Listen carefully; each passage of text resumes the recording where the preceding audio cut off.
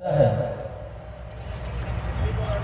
बहुत सारे गुरु भाई गुरु बहन देर रात्रि में चर्चा शुरू करते हैं, प्रसाद फोटो भी लगाते हैं और देर रात्रि तक गुरु चर्चा करते हैं। सामाजिक एवं आध्यात्मिक दृष्टिकोण से ऐसा करना क्या उचित है?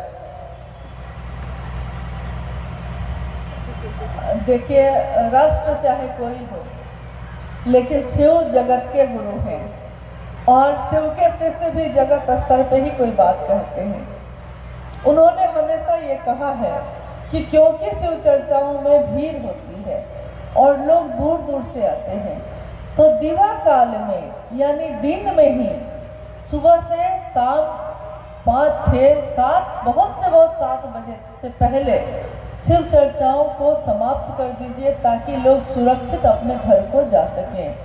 शिव चर्चाओं में महिलाओं की उपस्थिति काफ़ी होती है, उनके घर की जिम्मेदारी भी उनके ऊपर होती है, उनके बच्चों की जिम्मेदारी भी होती है और अपने गुरु की जिम्मेदारी भी होती है।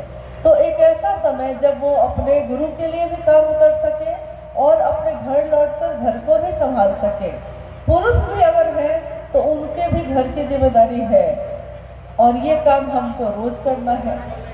साहब ने साफ कहा है सुरक्षा को देखते हुए हम सबों की कि शाम से पहले शिव की चर्चाओं को खत्म कर दीजिए। रात्रि 8 बजे के बाद शिव चर्चाओं का आयोजन आप ना करें। और याद रखिएगा, अगर शिव के शिष्य हिंदानंद जी ने कोई बात अनुरोध के साथ की है, अनुनय के साथ की है, विनीत होकर की है, तो ठहरिए और डरने की जरूरत है। यहाँ ठहरिए इसलिए क्योंकि जिसके कहने पे हमने शिव को अपना गुरु बनाया है, अगर वो उसके लिए कोई दिशा निर्देश देते हैं तो वो हम सबके भले के लिए ही है। इसलिए हम लोगों को इस बात को जरूर मानना चाहिए। मेरा निवेदन है कि साहब के दिए हुए दिशा निर्देश का पालन सभी शिव शिष्यों का करना उनकी नैतिक जिम्मेदारी भी है और एक गुरु भाई होने के नाते कर्तव्य भी है। तो आप जरूर इस काम को ध्यान में रखिए। दिवा काल में आप कभी भी सुबह से रात्रि 8 बजे से पहले कोई भी शिव चर्चा का आयोजन आप करते हैं तो उसको रात्रि 8 बजे से पहले जरूर समाप्त कर दीजिए ताकि लोग सही समय पे अपने घर को पहुंच सके।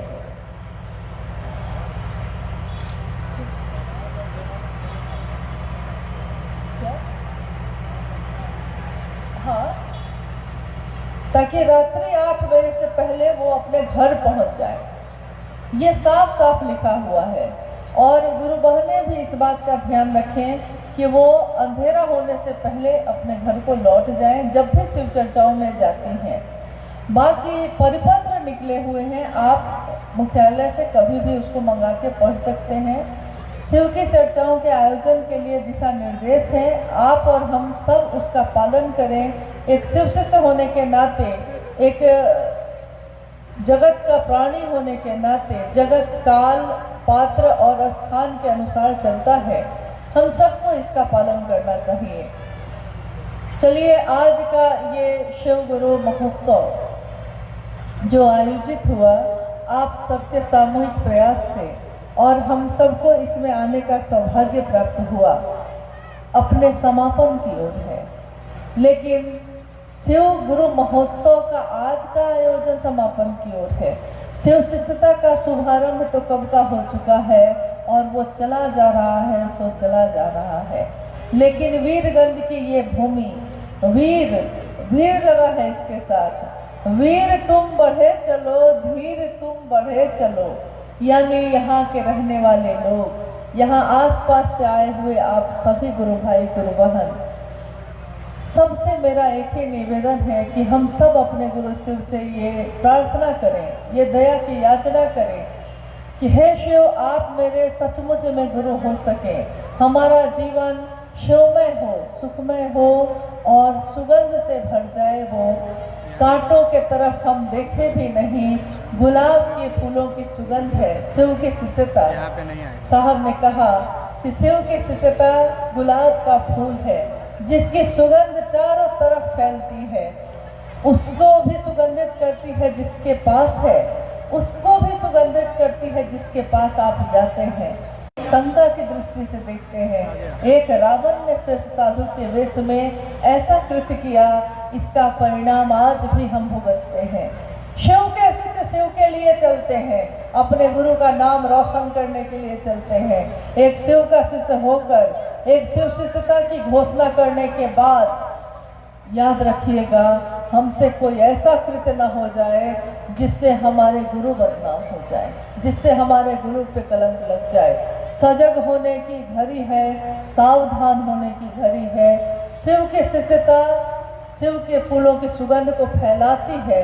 कोई ऐसा कृत्य न हो जाए कि आने वाले समय में शिव शिष्यता लज्जित ना हो, शिव शिष्यता आगे बढ़े, महादेव का स्वरूप दिखाई दे लोगों को उसमें। जो आपसे मिल जाए एक बार, वो शिव को भूल नहीं पाए। ये भूल हमसे होती है कि नहीं? हम कहते हैं शिष्य पर दया करना, लेकिन हम खड़े हो जाते हैं पत्नी बनके, पति बनके, पिता बनके, बेटा बनके। मांगा था शिव को गुरु के रूप में, जाना था शिष्य के रूप में। एक शिष्य अपने गुरु के आदेश के सिवा और क्या चाहेगा? उसके जीवन में और कोई चीज नहीं होती, बस गुरु की बात होती है।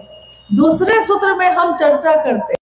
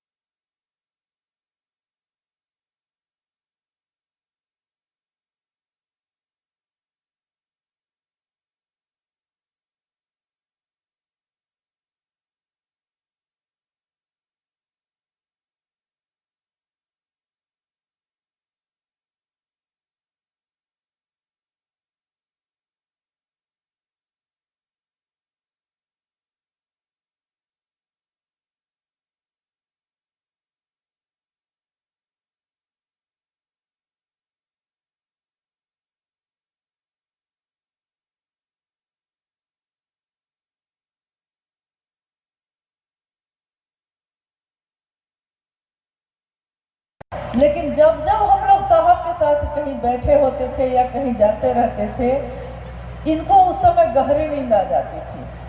साहब हम लोग हंसने लगते थे कि क्या बात है कि अनु जब मेरे पास आता है सो जाता है।